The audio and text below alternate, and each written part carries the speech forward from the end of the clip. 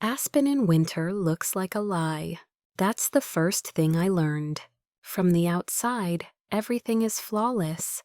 Powdered snow clinging to pine branches, chalet windows glowing gold at dusk, champagne flowing like water in hotel lobbies that smell faintly of cedar and money. But perfection, I'd learn, is just something people use to hide rot. My name is Arden Locke. I'm 29 years old, and 2 weeks before my wedding, I realized I was being erased. Not quietly, not accidentally, but deliberately. I was standing in the living room of the rental chalet my fiancé's family insisted on for wedding preparations. Floor-to-ceiling windows, heated stone floors. A view so pristine it felt staged. I was barefoot, wearing one of Calder's sweaters, the soft gray one that still smelled like his cologne, and scrolling through an email I wasn't supposed to see. It had come through his tablet by mistake. I wasn't snooping. That's important. The notification popped up while I was changing the music playlist for dinner. Subject, final draft, revised prenuptial agreement. Sender, Margaret Hale Eskimur. Haley, his mother's attorney. My stomach tightened in a way I didn't yet understand. I told myself it was nothing, a typo, a resend. Maybe legal language I didn't remember. We'd already signed the prenup months ago, or so I thought. I opened the attachment, and just like that, the floor vanished. The document was clean, polished, professional, and completely unrecognizable. I scrolled faster, heart pounding, my fingers cold, despite the heat beneath my feet. Sections were rewritten, entire clauses replaced. My equity stake in Astravine, my startup, was reclassified as marital exposure. My intellectual property protections were gone. My future earnings? Jointly leveraged for marital investment purposes. Translated from lawyer language, it meant this. If we divorced, I walked away with nothing. If my company succeeded, they benefited. If it failed, I carried the risk. I felt my mouth go dry. This wasn't a mistake. This was strategy. I kept reading. At the bottom of the document was a comment thread. Margaret Hale, we've adjusted the asset protections to reflect Calder's family risk tolerance. Calder? Good. Arden doesn't need to know the specifics. She trusts me. I stared at his name until the letters blurred. She trusts me. I had trusted him. I trusted the way he held my hand during funding calls, the way he bragged about my pitch deck to his friends, the way he said, "We're a team," whenever my work bled into weekends. I trusted the man who proposed to me on a frozen overlook, snow falling like something out of a movie, promising partnership. All the while, he was planning how to hollow me out. My chest burned. I closed the document, then reopened it. I needed to be sure. The metadata confirmed it. Last modified 3 days ago. Edited by Margaret Hale. Reviewed by Calder Westbrook. Westbrook, the name his family treated like a brand. I heard footsteps behind me and nearly dropped the tablet. Calder's mother, Evelyn Westbrook, entered the room like she owned the air. Tall, elegant, wrapped in cashmere the color of fresh snow. "Arden," she said pleasantly, "there you are." I forced a smile, my pulse roaring in my ears. "Hi," I said. "I was just changing the playlist." Her eyes flicked to the tablet in my hands, just for a second. Long enough. "Good," she replied. "We want the weekend to feel seamless, stress-free."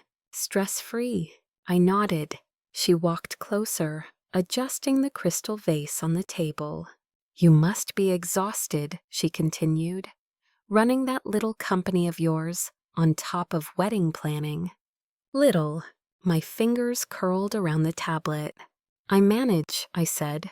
She smiled thinly. Marriage changes priorities, she said softly. You'll see. Then she turned and left, her heels clicking like punctuation marks at the end of a sentence. I stood there shaking. The betrayal wasn't loud. It didn't scream or explode. It settled into me slowly, like cold soaking through boots you thought were insulated. This wasn't just about money. It was about consent, about choice. They had rewritten my future without asking. I didn't cry.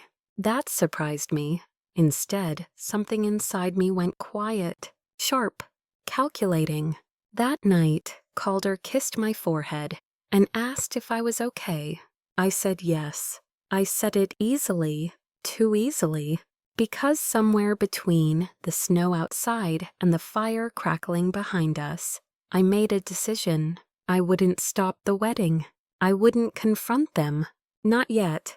If they thought I was trusting, if they thought I was blind, then they were about to make a very expensive mistake. I smiled into Calder's chest and let him believe he'd already won.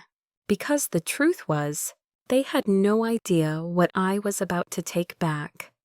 I learned how to lie by telling the truth. That's what the next few days in Aspen taught me. I smiled, I nodded, I let people talk, and I listened. Calder became gentler after that night. Too gentle. He started checking in more often, bringing me coffee in the mornings, asking if I wanted to skip meetings and go skiing, pressing kisses to my temple like punctuation marks meant to reassure. "Don't burn yourself out," he said one morning as I laced my boots. "After the wedding, you can slow down." Slow down. I wondered when he decided my ambition was a phase instead of a foundation. I said nothing. Because silence, I realized, made people careless. The Westbrooks were hosting a dinner that night. A small one. Just family, lawyers, and a few trusted advisors. Which meant strategy. I sat at the long oak table, wine untouched, watching Evelyn Westbrook hold court.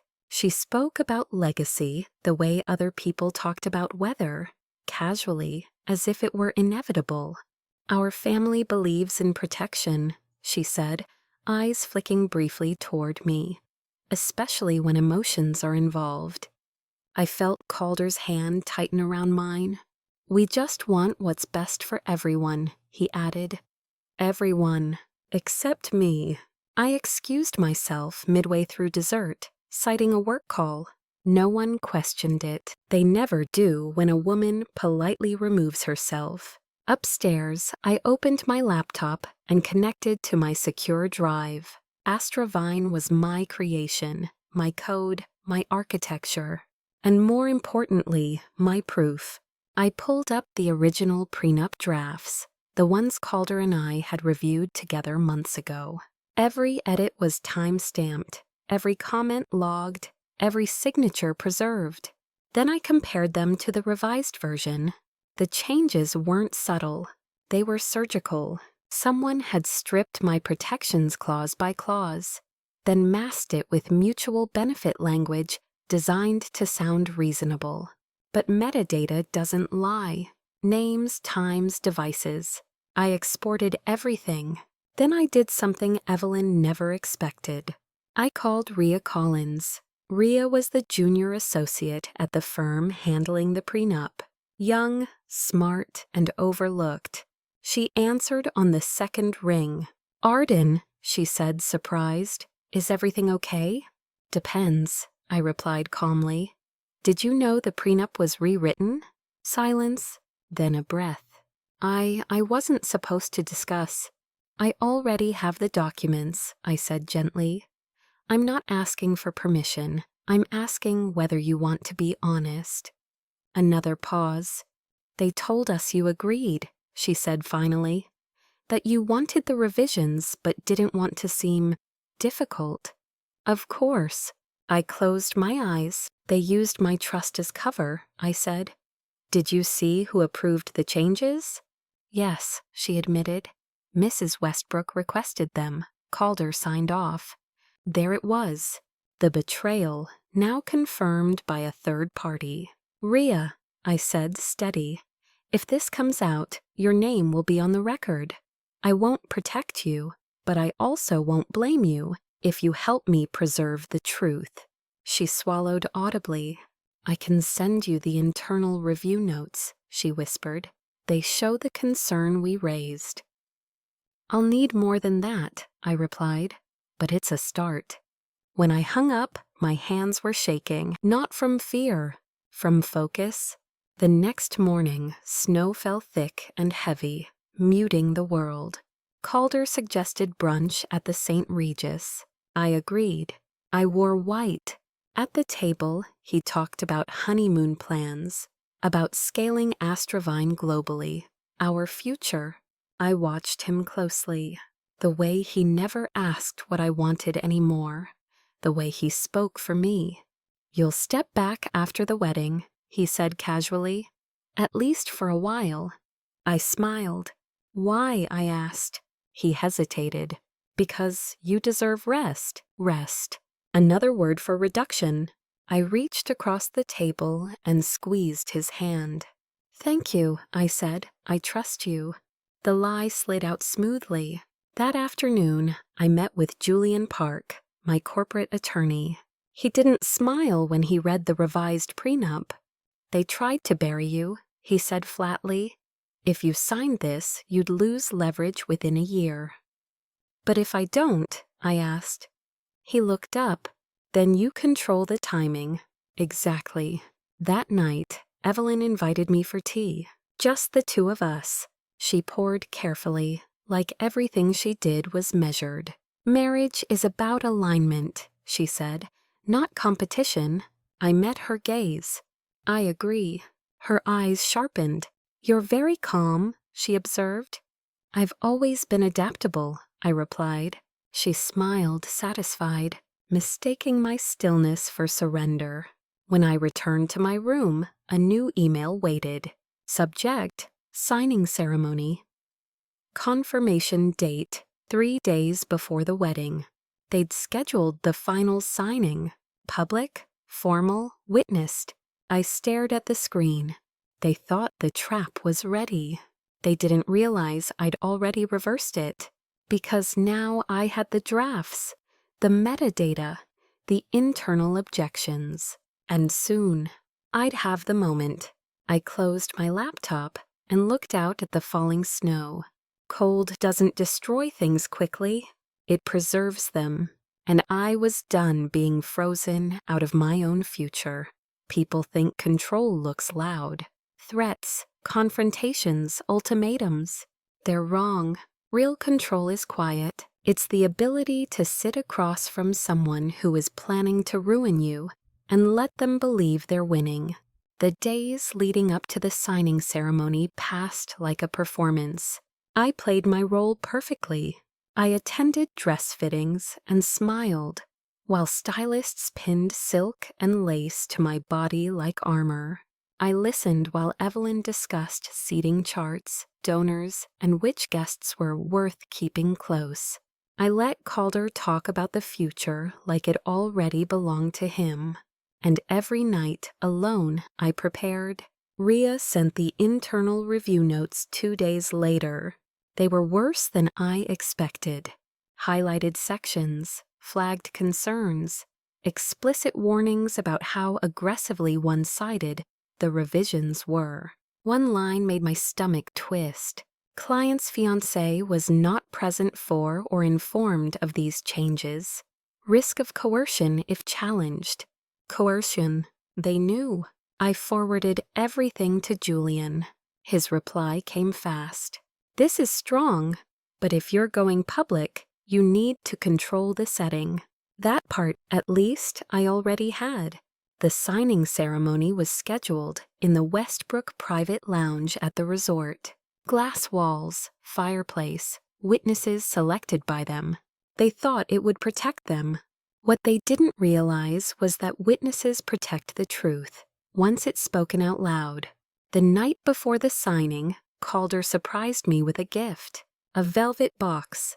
Inside was a diamond bracelet, heavy, flawless, unmistakably expensive. For tomorrow, he said. A symbol. Of what? Ownership? I smiled and clasped it onto my wrist. It's beautiful, I said. He relaxed instantly. Men like Calder needed reassurance more than they admitted. That night, sleep refused to come. I lay awake, listening to the wind press against the windows, replaying moments I used to cherish. Every we, every promise, every future tense that now felt like theft. By morning, I was exhausted, but razor sharp. I dressed carefully. Simple, elegant, neutral. No armor, no softness, just clarity. When we arrived at the lounge, Evelyn was already there with Margaret Hale and 2 other attorneys. They greeted me warmly, too warmly. "Arden," Margaret said, "we're just finalizing logistics." Logistics, as if my life were a checklist. I took my seat, folding my hands in my lap. Calder sat beside me, confident. This was his element.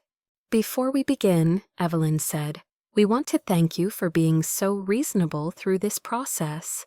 Reasonable, I nodded. "I value transparency," I replied. Margaret slid the documents across the table. Identical copies, fresh ink. "Just signatures today," she said. "No changes." "No changes." I flipped through the pages slowly. Page 1, page 2. Then I paused. "I have a question," I said. All eyes turned to me. Calder stiffened. "Yes?" Margaret asked. "These revisions," I continued evenly. "When exactly were they made?" A beat of silence. Margaret glanced at Evelyn. 3 days ago, she said, as noted in the document. "I see," I replied. "And I was informed?" Calder laughed lightly. "Arden." I raised my hand gently. "I'm asking the attorney," I said. Margaret hesitated. "You were represented by Calder at the time." "Represented?" I nodded slowly. "Then I'd like to enter something into the record," I said. Julian stepped forward. He hadn't been on the guest list. Evelyn's smile vanished. "Who is this?" she snapped. "My attorney," I said calmly. Julian placed a tablet on the table. "This," he said, "is the original prenup draft Arden Locke approved." He swiped, and this is the revised version. Another swipe. "Here is the metadata," he continued, showing unauthorized edits, devices used, and internal objections from the firm. Margaret went pale. Evelyn stood. "This is highly inappropriate." "And this," Julian said, cutting her off, "is an email stating Arden was intentionally kept uninformed." Silence crushed the room. Calder turned to me, eyes wide. "You planned this?" I met his gaze. "You planned it first," I replied softly. The witnesses shifted. Phones came out. No one stopped them. Evelyn's voice shook. "You will regret this." I smiled, not cruelly. Clearly. "No," I said, "I won't." Because for the first time since Aspen, the power wasn't freezing me out. It was finally mine. The room didn't explode. That's what surprised me most. There were no screams, no dramatic exits, no glass shattered against the stone floor. Instead, everything froze. Witnesses stared at their phones. Lawyers avoided eye contact. And the Westbrooks, who had built their lives on control, lost it without making a sound. Evelyn sat back down slowly. Her face had gone pale, but her posture remained perfect. "This meeting is adjourned," she said coolly. Margaret Hale gathered the documents with shaking hands. "No," Julian said, calm as ice. "It isn't." All eyes snapped to him. "These materials are now part of a formal record," he continued, "and any attempt to proceed with the ceremony as planned would be legally reckless." Calder stood. "Arden," he said quietly, pulling me aside. "We need to talk. alone. I looked at him, really looked, at the man who had memorized my favorite coffee order, who had once stayed up all night helping me debug code, who now looked like someone whose safety net had vanished. "I think we've done enough talking," I said. His jaw tightened. "Don't do this," he warned. "You're embarrassing everyone." There it was. Not hurting, not betraying, embarrassing. I stepped back. "You embarrassed yourself the moment you signed away my future," I replied. Gasps rippled through the room. Evelyn rose again. "You are not welcome at this wedding anymore," she said sharply. I smiled. "That's fine," I said. "Neither is the prenup." Security appeared, politely, discreetly. They escorted Julian and me out, not aggressively, but firmly. As the doors closed behind us, I exhaled for the first time in days. My hands were shaking now. The adrenaline had worn off. Outside, snow drifted down softly, indifferent to everything. Julian touched my shoulder. "You did well," he said, "but this won't end here." I nodded. "I know." The backlash came faster than I expected. By evening, my phone was lighting up. Texts from mutual friends, emails from investors, calls I didn't answer. Someone had leaked the confrontation. Not the documents, but the moment. The narrative was already being shaped. Bride causes chaos before wedding. Private family matter turns ugly. Startup founder overreacts. I stared at the headlines, numb.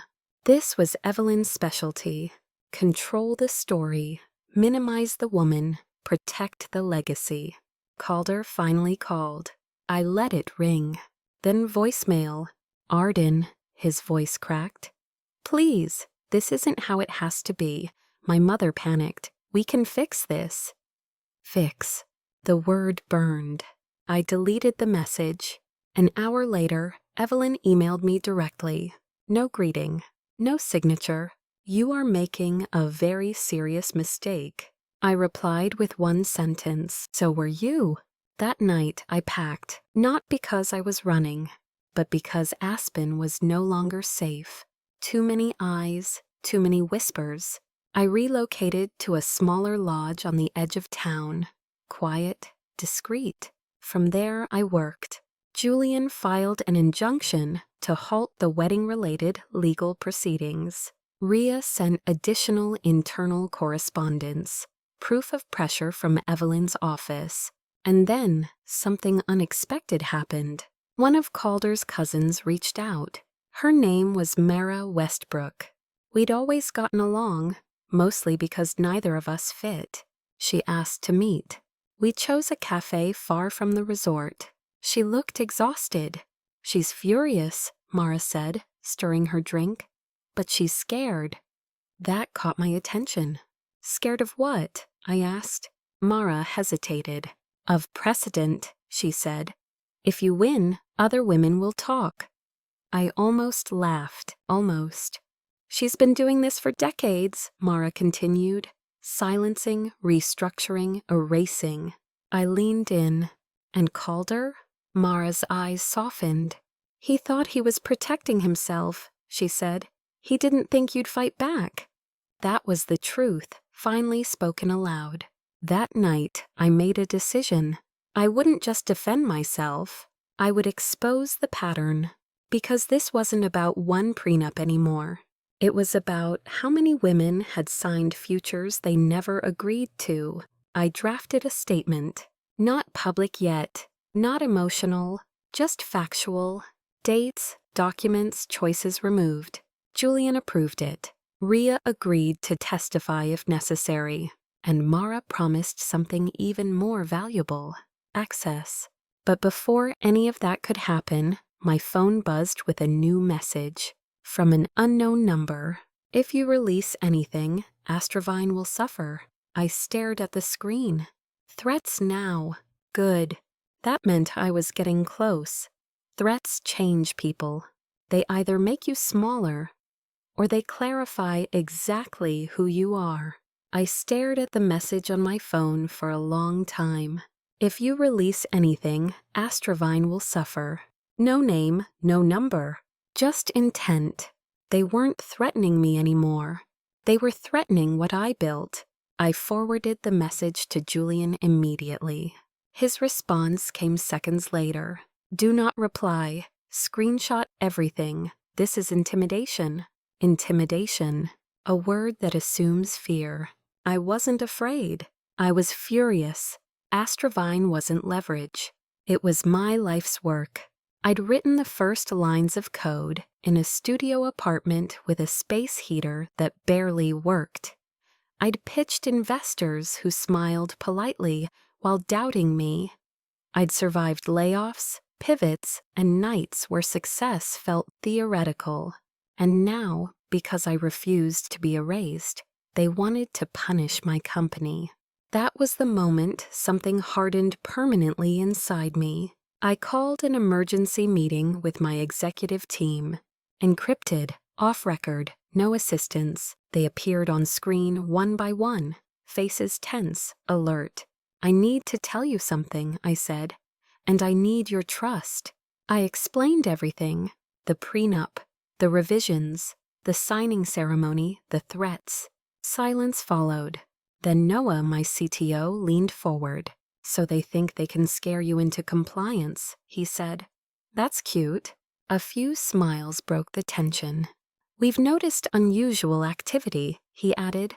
Probes, investor inquiries that don't track. There it was.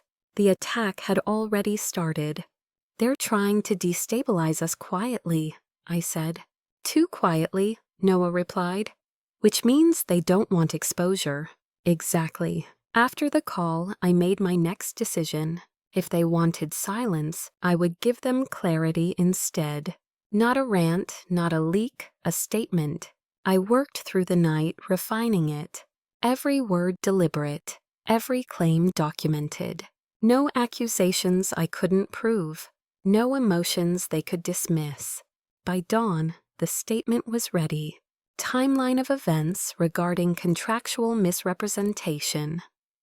Prior to my wedding, it detailed dates of original prenup approval, unauthorized revisions, evidence of concealment, confirmation from legal metadata, no names yet, just facts. Julian reviewed it twice. This is solid, he said, but once it's out, there's no walking it back. I know, I replied. What about Calder? He asked. I thought of his voicemail, his silence since. He made his choice, I said. Now I'm making mine. Before releasing anything, I called Mara. She answered immediately. They're panicking, she said. Board members, donors, even relatives. Good, I said. Then listen carefully. I told her my plan. There was a pause. You realize this could burn everything down, she said. No, I corrected. It will expose what's already rotten. That afternoon, Evelyn made her move. A press-friendly attorney issued a statement on behalf of the Westbrook family. It painted me as emotional, unstable, a woman under stress from career pressure. Classic. They didn't deny the revisions. They reframed them. That told me everything. Within minutes, my inbox flooded again. Journalists this time. I didn't respond. Not yet. At 7 p.m. Aspen time, I published my statement. Not on social media. On my personal site, mirrored to Astravine's legal transparency page. Then I emailed it directly to every investor who mattered. The response was immediate. Shock, support, questions, and then the call. Evelyn. I almost didn't answer. Almost. But I wanted to hear it. You have no idea what you've done, she said, her voice tight. I documented the truth, I replied. That's all. You've humiliated this family, she hissed. No, I said calmly. You humiliated yourselves. There was silence. Then, take it down. I smiled. No, You think this makes you powerful? She snapped. You are alone. I looked out the window at the dark, snow-covered trees. I'm not, I said. I was just quiet. I hung up. An hour later, the story broke wider. Tech blogs picked it up. Legal analysts weighed in. Women shared their own experiences in comment sections. Patterns emerged, exactly as Mara had warned. By midnight, Astrovine's board requested an emergency call. Not to reprimand me, to support me, but victory didn't come clean. At 2:13 a.m., my phone buzzed again. Another unknown number. You just crossed a line. This time, there was an attachment. I opened it and felt my breath leave my body. It was a draft complaint, filed in Calder's name, accusing me of breach of trust, reputational harm, and claiming partial ownership of Astravine. My hands shook, not from doubt, from realization. They weren't backing down. They were doubling down. I closed the document slowly, because now the fight wasn't about a prenup anymore. It was about whether they could steal my future twice, and I was done letting them try. The lawsuit felt personal, not because it surprised me, but because of how calculated it was. Calder didn't accuse me of lying. He accused me of betraying him, of damaging his reputation, of weaponizing transparency, of undermining a partnership that, according to the complaint, had always been mutual. And then came the line that made my stomach drop. Claimant asserts partial ownership of Astravine, based on emotional, strategic, and reputational contribution. Emotional contribution. I laughed, not because it was funny, because it was desperate. Julian arrived at the lodge before sunrise. He looked calm, too calm. This is a pressure suit, he said, laying out the documents. They know it won't hold. They just want to drain you. Or scare me, I said. Both, he replied. I stared at Calder's signature at the bottom of the filing, the same hand that once signed birthday cards to my niece. This ends now, I said. Julian nodded. Then we go on record, fully. That day, we filed our response. Not emotional, not defensive. Devastating. We included proof of sole authorship of Astravine's core systems, investor agreements predating my engagement, messages where Calder explicitly declined operational involvement, metadata showing his access was restricted by my choice, and then the final exhibit, an email from Calder sent 2 years earlier. I don't need my name on it.